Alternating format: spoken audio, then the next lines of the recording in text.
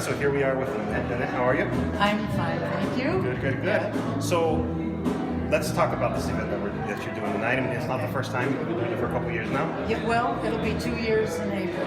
I think it's 2 years in April, yeah. With a few breaks in between. Of course, and we just had a long break. Yes. And now we're back again.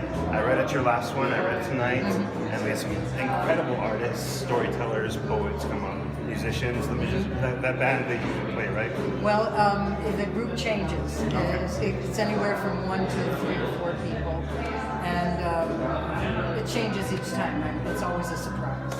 Very cool. Well, let's talk about how this started. You know, I love what you do. So let's talk about how it started. Okay, well, it started when Carlos came into the gallery, and they, you know, as you can see, the space is kind of small, and it's, to call it a gallery is probably a real stretch. It's a little gift shop gallery thing. And he said, well, I lived in Tucson a few years ago, and I had friends that would meet at a bar once a month, and we would paint and draw and share, show and tell things. He said, we should try that here. And that was the seed of what we saw tonight. And so what is it now? I call it open studio night. I like to invite, as you see, musicians, writers like yourself, poets, and now we have a storyteller who comes and she tries out new material. Yes. And so I want to make it kind of a safe place for people to come and just share. And try out new things. If they're, you know, Ivan, I know, tries out his new poems on us.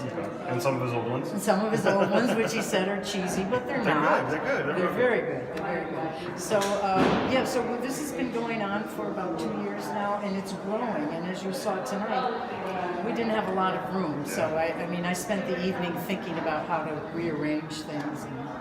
So, speaking of that, I mean, where do you see this going in the future? That's a good question. I usually fly by the seat of my pants, so I really haven't thought about where it might go. I just enjoy, first of all, I enjoy an evening out. I enjoy that it doesn't cost anything, and I can't believe the talent. It's amazing to me. Young people my age. Everyone. And and Elena comes from across the line. I just love that it's drawing in different people. And Carlos is part of that. He's responsible for a lot of them. Very cool. And he's always pushing me to do a little more than I'm comfortable doing, and that's a good thing. So, of course. So I think together we kind of try something new each time. The people at the hotel have been very accommodating. You saw they brought in 12 new chairs tonight. And the food is always good. So I'm not sure where it'll go. I just love what we're doing now. See where it takes us. Awesome. Thanks for inviting me these last couple times. Well, I hope you continue to come. I will, for sure. And thank you for what you do and for talking with us right now. Thank you. Thanks.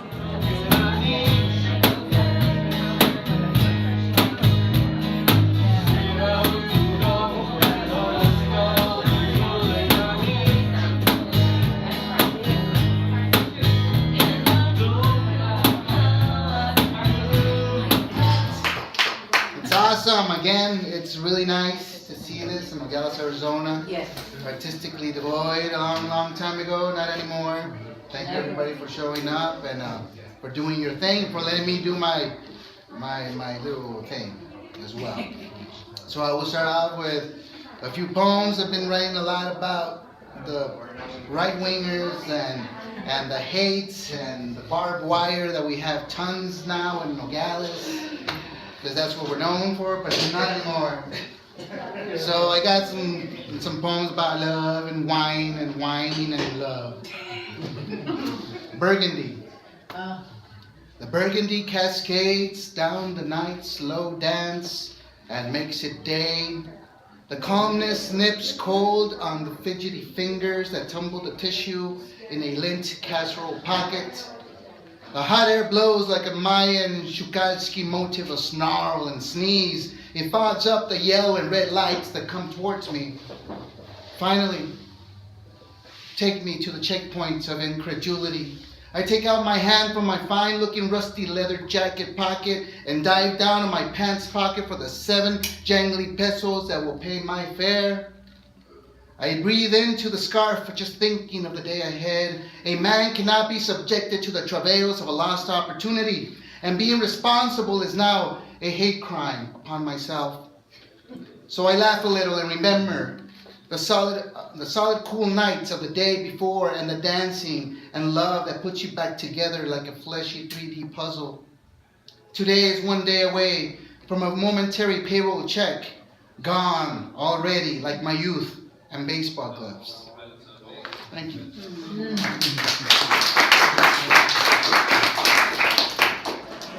Ivan, ¿cómo estás? How's everything going? Doing all right, Joe. Yeah? So this is only my second time that I participated, but you've been doing this for a while coming in, right? Yeah, I've been doing this for a while since Nanette invited me back a long time ago. Nogales really didn't have anything like this, so I was very excited to be a part of just getting all the artists together from Nogales, Arizona, which has a lot of talent. It is. I'm in my own experience too. I mean, there's a lot of talent, but they're afraid to either come out or, like Venice said right now, que aquí en Nogales hay mucha carilla. Well, it's true. It's sort of like the bullying that we used to have. One of the things that I did notice is that we never really had a venue.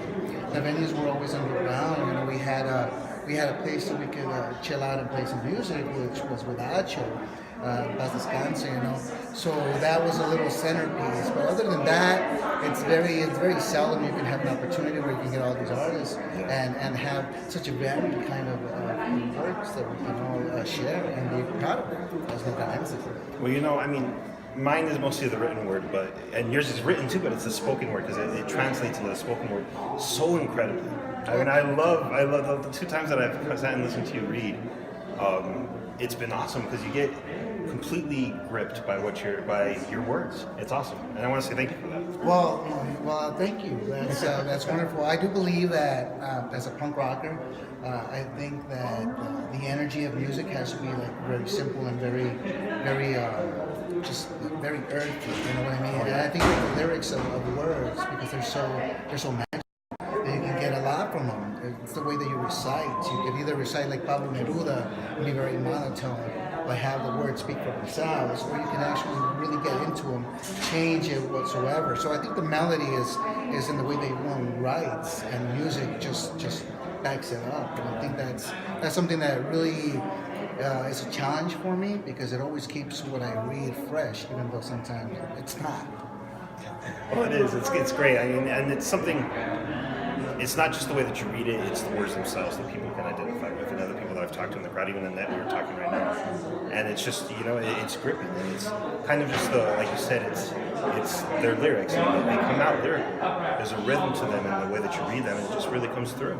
And I'm glad that Nanette has put this venue together for people. I mean, for people to come and share. I mean, it's a safe place for artists like yourself to come and do things. I mean, what do you think are the plans for?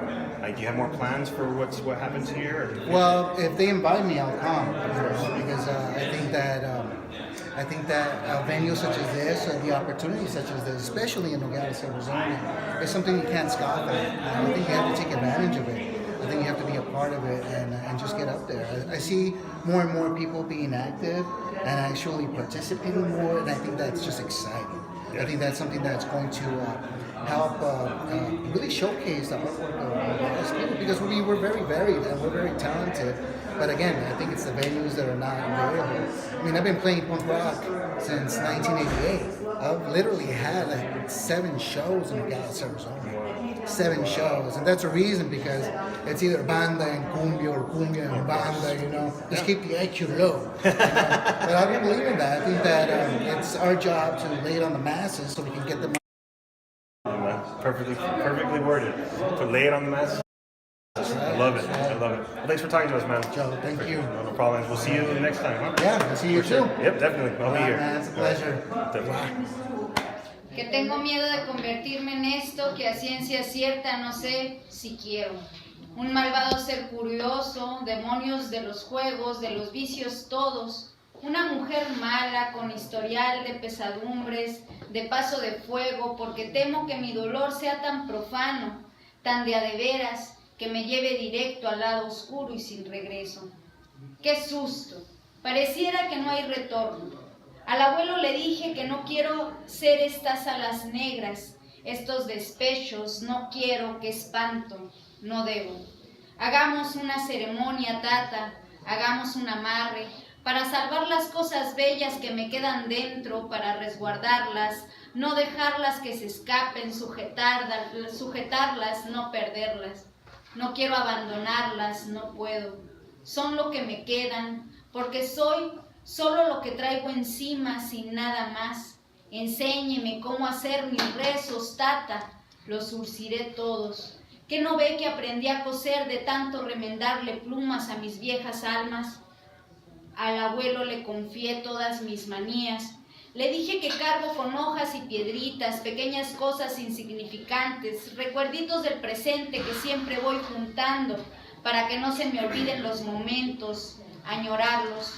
Al abuelo le conté que estoy enloqueciendo, que todas las noches no puedo con el desasosiego y que abrazo a fantasmas para sentirme viva, que poco a poco, día a día me convierto en un ánima, un ser que se lamenta con gritos sordos, aullidos falseados, que ya sin voz se me apagan desde el centro. Un suplicio de mi mente tan real que pareciera que me estoy muriendo. A la abuela le conté que me angustia mi querencia del dolor.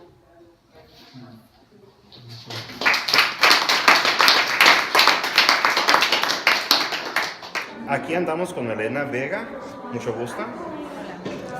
Y aquí tenemos uno de tus libros que tiene tus palabras bonitas. Acabas de leer unas súper bonitas. ¿Y es tu primera vez que has venido para acá? No, ya son varias veces que me ha tocado compartir aquí en Americana. ¿Y qué piensas de ese evento que hace la Nanette, que para los artistas de ambos Nogales, y ustedes vienen de Nogales, Sonora? ¿Qué piensas del evento? Pues es necesario, ¿no? Que se junte la comunidad, que le gusta la bohemia, la música. Es importante más como en ciudades como las de nosotros, que son como muy pequeñas y se cree que no existe el gusto por la literatura. Sí, hay bastante. Pues muchas gracias por venir a hablar con nosotros. Gracias por compartir tu arte con nosotros. Y gente que quiere buscar a tu arte, ¿dónde lo pueden encontrar? Pues en internet hay una página en el Facebook que se llama Lata Oscura y ahí están los libros. Lata Oscura es una editorial independiente autogestiva y hace libros míos y de otros compas que quieren autopublicarse. Muy bien, muchísimas gracias. Danny Lopez, and I am from here, from Nogales, locally born, raised, attended, graduated from the new high school in 1982.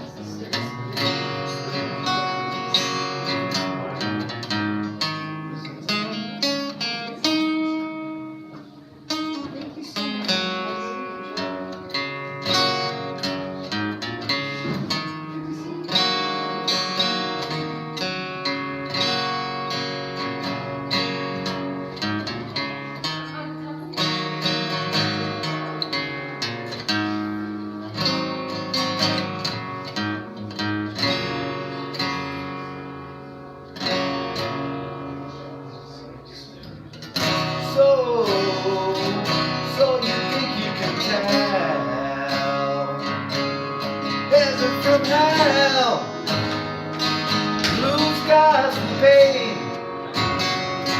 Can you tell me from a cold steel rail, a smile from a veil? Did you think you could tell? Let you introduce your work and your. Yeah, that's okay. Hi, my name is Kishi Wang, or that's my alias as an artist. So today, like when I found out, well, I already knew that this was a thing that like you can come and showcase your work. I did it once about a year ago in December. And things have changed, life has moved on, and things have happened, and I have grown as a person and as an artist. So I remembered about this place, and I'm on the cusp of, when you're an artist, you need to either wait for inspiration or you need to create it. And for me, the inspiration wasn't coming, so I created that. And to me, that meant that I left my job and I left my lover to find the inspiration or to create it, you know, to create experiences. And, okay, so I'm gonna read these 3 poems that are on, like, inspired by this, like, kind of new, no job, no lover, no stability, freedom. But when you have freedom, what are you gonna do with the freedom that you have, you know? And when I'm fairly young, I'm 20 years old, so hopefully my life is ahead of me and not behind me. So, yeah, so was feeling really inspired one day and I wrote these 3 poems. And the first one, it's about my car, and it's about leaving my lover, and it's about my mom. It's just a bunch of things, so I'm gonna read it the way I guess I wrote it. So it goes, I got an empty tank of gas. I started the car and I drove fast, moved past you. Oh, I'm not living right? Well, who asked you? I don't have a lot of money, but I make it last, and I got a lot of love, throw that like cash. People be mad when you live like that. And I shout out to my mama, raising kids, taking hits, staying away from the drama. Living real fast, and you can't move past me. Hair up, nails done, gotta keep it classy. That's it.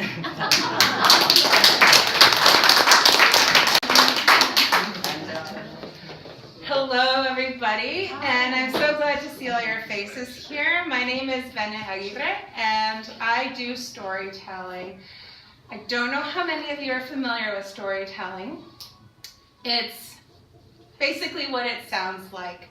It's done all over the country, and where I do it specifically in Tucson at the Odyssey, every month they choose 6 people to tell 10-minute stories on stage, no notes, all tied together with a single theme.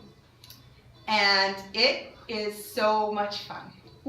You get happy stories, you get sad stories, you get stories that you think are going to be happy and then make you cry. You get stories that make you cry and then make you laugh and then make you think. And it's really interesting to do.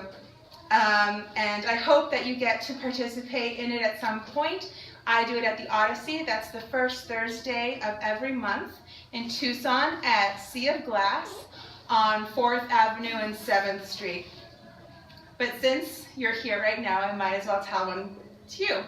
I don't really have a theme, but I was thinking it's going to be February and the 14th is coming up, which is, help me out. Exactly.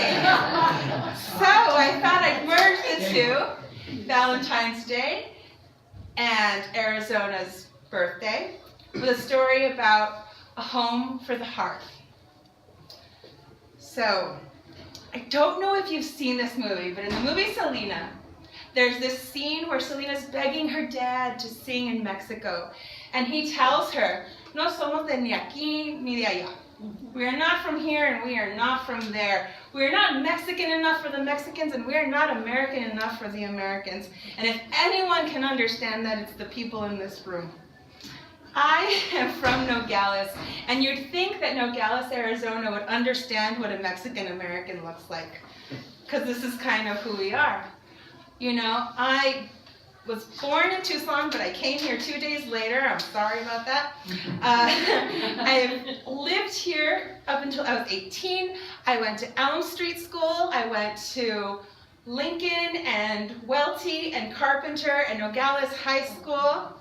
I took swimming lessons at the Bafferts. I ate fries at rallies in the 1980s, and if you remember those, you remember heaven.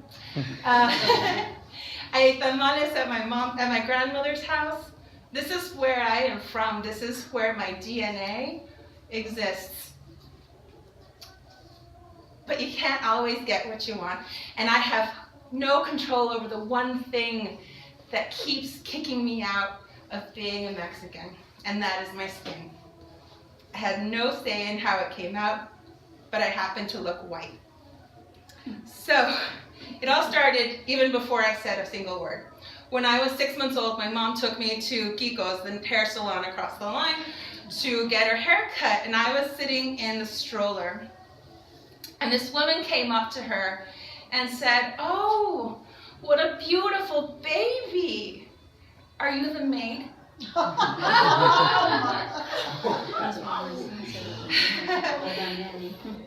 Yeah.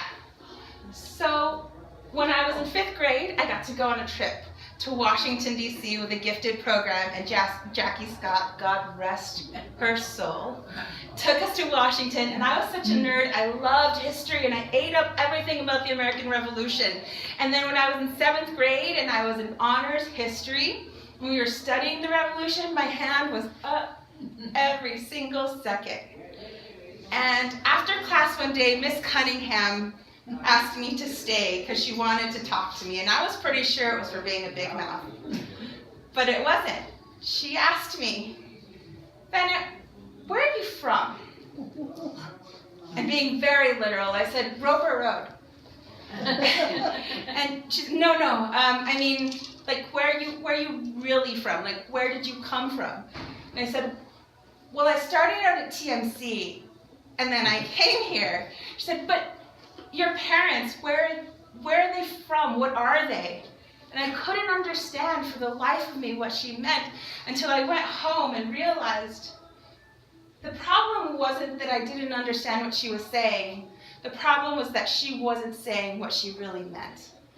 What she meant was, "You're too smart to be Mexican." Aww. And then in high school, history lover that I am, I took Latin American history with Balti Garcia.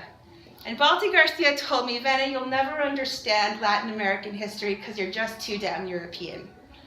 I'd never been to Europe. I mean, I'd been to It's a Small World at Disneyland where there's like people acting like they're in Europe. But really I wanted to understand what was it about me that couldn't be Latina. Anyway, I studied in college, and I only cared about Latin American history. It was my passion. It informed who I was. It made so much sense of the history of my life, the history of my country, the history of my people, and it gave me purpose. But I live in Tucson, which is only 60 miles north of here, and there's 41% Latino population in Tucson. So it's not like we're some exotic unicorns up there. But it always happens that I have the following conversation. "Hi, my name's Vene." I'm sorry, could you repeat that? It's Vene, but how do you spell that? Well, V-E-N-E. "Oh, that's so exotic. Where does that come from?" "Well, my name's Veneranda." "Wait, how do you pronounce that again?" "Veneranda." "Oh, that's a Latin name, right?" "Well, it's Italian." "Oh, so you're Italian." "Well, no, I'm Mexican." "You meant Spanish, right?" "No, I'm not Spanish." "But you're not Mexican." "No, I'm Mexican." "So you guys immigrated here. Like, where's your family from?" "Well, they're from Nogales, so we didn't really immigrate anywhere." "So, like, one of your parents is Mexican and the other parent is white?" No. They're pretty much Mexican." "Okay, but you know, you actually look Italian. Or Danish. Or French. Or Russian. Or Eskimo. Or, my personal favorite, if you were thinner, you would look Icelandic. So that's kind of like my experience on a daily basis. Every day in Tucson, 60 miles from my hometown, I am exotic. And I have learned to accept that. And sometimes it's just kind of fun rolling with the punches when people tell you you are not Mexican. I was in New York with a friend, and my friend Erica wanted to make me tacos. And I thought, oh great. So she pulled out chicken drumsticks that she marinated in Italian dressing, and then handed me a pack of flatbread that was green, and said, "You make the tacos." Okay. What do you want me to do?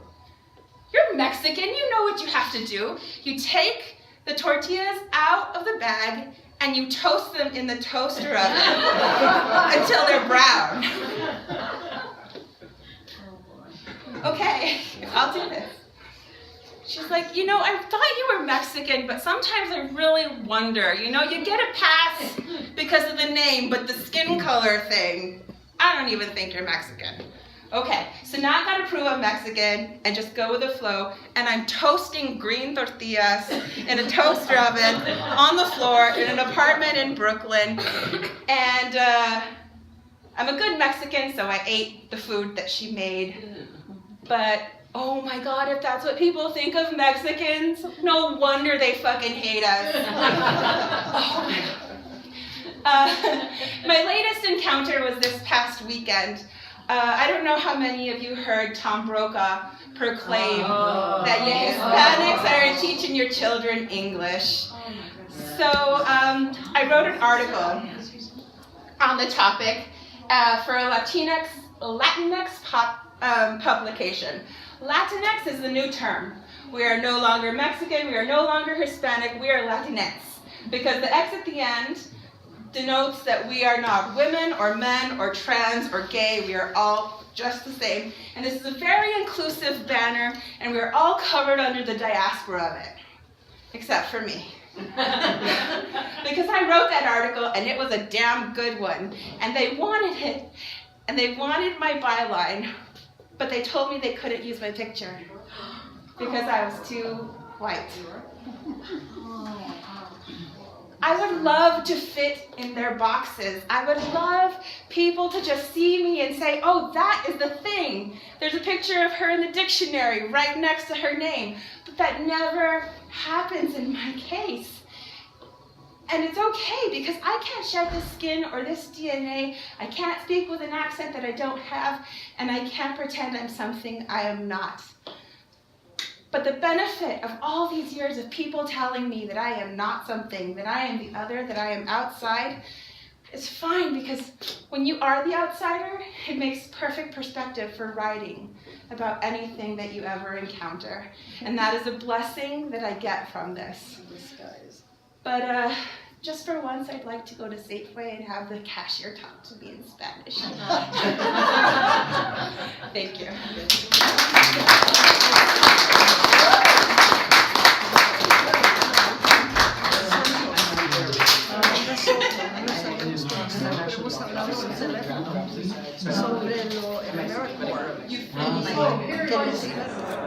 Bene, how are you doing? I'm doing very well. I'm happy to be in Nogales. So I really liked your story that you told, about growing up as a Mexican with light skin and how difficult that's been for you and how you feel you don't belong. I can relate in certain ways, and I'm sure there are a lot of other people who relate to that too. Yeah, I think right now we're trying to figure out how to express our ethnic identities without sounding preachy. And trying to represent the best of who we are to people who maybe aren't familiar with people from our culture. Of course. And so like an event like this where you can have a safe place to come and tell your stories. I know you tell your stories all over. You get recorded, you get televised. It's not like this is something that's alien to you. But do you feel comfortable in this sort of setting where it's very personal and very intimate? I'm actually incredibly grateful that I get to tell stories here. Telling stories to strangers is one thing, but telling stories to people who can identify with the thing that you're going through and with the person you are. If they don't know me, they know my parents, or they know my sisters, and it adds on another level of meaning to it, and it makes it very special. I know exactly how you feel too, because whenever I'm introducing a book to people I don't know, it's easier than talking to people that, you know, Definitely. that know me personally. Plus, you know, we're Mexicans and Garria is like our second language. Exactly. So it's a little scary sometimes. For sure. Well, I really enjoy the stories. I mean, the last time that you were here and telling the story, it was great. But you also tell stories in Tucson at the Odyssey, right? And you're going to be curating a storytelling event in April. Yes, so every month there's a curator who picks 6 stories based on a theme. In my month of April, the theme is extra, as in like, she is so extra. And hopefully you'll be one of the people who joins us on stage. It's 10 minutes, no notes, just pure heart. I'm going to do it. I don't know how well I'll do it, because, I mean, my stories come through my fingers, but let's see how I do. Let me just say, when we look for storytellers, we're not looking for people who can spin a yarn. We are looking for people who are sharing their experience. All right, I can do that. I'll pull it off. We'll see. You will. I believe in you. Thanks for talking with us right now, and thanks for your storytelling and, in a way, in your own way, I mean, advocating for people from Nogales and other Latinos who are struggling to find their place. You know, I just want to thank you for making this possible for people of Nogales to get to see and learn so much. We don't have enough means to get out information to people here in town, and I'm really appreciative of it. Thank you. Thanks for talking. So many of you may know me personally. You may know me, I've read here before, or you may know me as El Gringo Más Mexicano from We Love Nogales. I've grown up here my whole life, born and raised, and the border has influenced me so much. So most of my writing has to do with Nogales, Santa Cruz County, or just border communities in general. Last week I actually read a story, not last week, last time that we did this I read a story that was took place in the 1890s and was about a fictional town between here and Tucson, and it was horror. You know, most of what I write is horror, and I'm going to be reading some of my horror, but I'm actually going to read some other stuff for you guys tonight too. So you guys can get a little bit of idea of my range, I guess you could say. I also have a book coming out in March called The Omega Initiative, which it's not horror, though there are elements of horror in it. It's kind of more of a sci-fi thriller, kind of superhero, I guess. There's no one label to put on, but that's me. All right, so we're gonna start with a book. Actually, let's start with this one. My volume 2 of my Unlucky 7 horror series.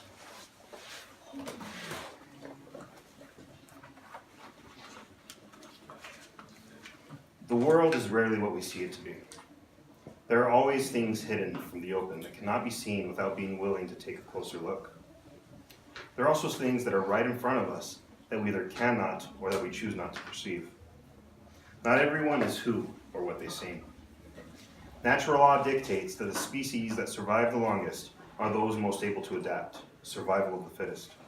Natural selection weeds out the weak, giving rise to the stronger, more evolved creations. Humanity has risen to the top of this chain through strength, intelligence, and will. We hold ourselves high up above all other creatures of the earth, under the impression that nothing can ever take our place. But what if we're wrong? What if being the strongest doesn't make us the smartest? What if our ability to adapt to change is actually minute in comparison? Comparison to what, you ask? Ancient texts are full of documentation and drawings of strange and mysterious creatures, which we have never discovered proof have ever existed, except through those ancient records. Dragons, vampires, werewolves, and even demons. Everyone has different ways of seeing these creatures. Some see them as the creations of imagination, others as religious symbols, and some as manifestations of the fears and carnal desires of man. But what if some of them were real? What if they weren't all creations of mankind's imagination? What if some of them just learned to adapt, blend into society? What if they're sitting right next to you now, and you have no idea? The sun was just barely peeking over the horizon as Roger went for his morning run. Few stars still twinkled in the early morning sky, but the moon was long gone. The few streetlights in Roger's neighborhood were still lit. Roger loved running this early in the summer. It was too hot to run during the day, and by the time the sun started to go down, he was too tired from a long day of work. The early morning was perfect. Most of the neighborhood that Roger lived in was very nice. It was an upper middle class suburb full of green lawns, pothole-free streets, and security systems on nearly every house. To make everyone feel even more secure, a group of friendly, concerned citizens had formed a neighborhood watch to patrol the area Fridays and Saturdays from 8 p.m. to 2 a.m. There was one house, though, on the corner of Walnut and Morley, that had been there longer than the rest. It was weathered and worn down, with chipped and discolored paint, warped wood, and cracked concrete steps, leading to an antique front door. The house had been abandoned for years, but it did have an owner, a rich old man who had grown up in Nogales and now lives hundreds of miles away in California. Little was known about him outside of rumor, and that was just enough to get suspicion soaring and provide fuel for all sorts of wild theories. The general consensus was that it was haunted, and that the old man kept the house to protect the ghost of some distant ancestor whose soul had become trapped in the old building. The local newspaper even did an article on the place once, but since the old man refused to comment, and there was virtually no records or history of the property, most of it was based on legend and secondhand accounts. Several people, businesses and organizations had tried to buy the place or get it torn down or condemned over the years. But the old man's money and influence was enough to keep any interested parties away. The most aggressive of the pursuers was a woman named Angelica Cruz. She and her husband owned the largest real estate and construction businesses in the county, and she'd had her eyes set on that property for years. Using her political leverage, she got the city to send an inspector over and check it out. The old man sent one of his lawyers down to oversee the inspection, and of course, Angelica was present as well. Story has it that the lawyer waited outside while Angelica and the inspector went in. The inspection lasted a total of 5 whole minutes. No one knows what happened while they were inside. The inspector gave the place a clean bill of health and filed a blank report. And Angelica never went after the place again. A few weeks later, she killed herself. She left a nearly incomprehensible note, quoting Bible verses about demons and the end of the world. Then she shot herself. The inspector retired a month later and left town. Every morning, Roger would jog by this house, and every time he passed it, he would run just a little faster. On really dark mornings, sometimes he would even cross the street just to avoid passing in front altogether. Not that he believed all the stories and rumors. Roger wasn't really all that religious or superstitious, but that old house still gave him the creeps. He figured it was better to be safe than sorry. As Roger began to approach the old place, he considered crossing the street, but common sense got the better of him, and he decided to keep going. He sped up as he neared the edge of the overgrown yard, but right in the middle of passing by it, he heard something that made him stop. "Roger," he thought he heard someone whisper. He stopped in his tracks and began to glance around. There was no one else anywhere to be seen. "Roger," he heard again. Roger whirled around and found himself facing the house. He noticed that the front door was slightly ajar. The voice had come from inside. A cold chill ran up Roger's spine, then shot out to the rest of his body. His skin was covered in goosebumps, and the hairs on his arms and neck stood up straight. A rush of fear and panic overcame him. For a long moment, he just stared at the door, waiting for whatever was calling him to show itself. He remained frozen like this, until finally he saw something move in the front window. After that, no amount of rationalization could have kept him in place. Roger, a grown man in his 30s, took off running the home like a frightened child rushing to tell his mommy about the ghost he'd just seen.